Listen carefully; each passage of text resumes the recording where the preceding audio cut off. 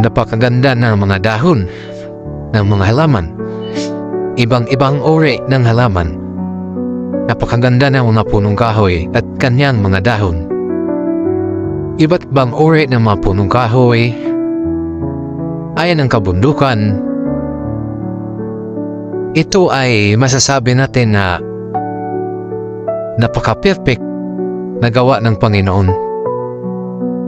Ayon sa Henesis, bago ang langit at ang lupa, bago ang lahat ng mga bagay, ay naroon na siya. Ang tanong,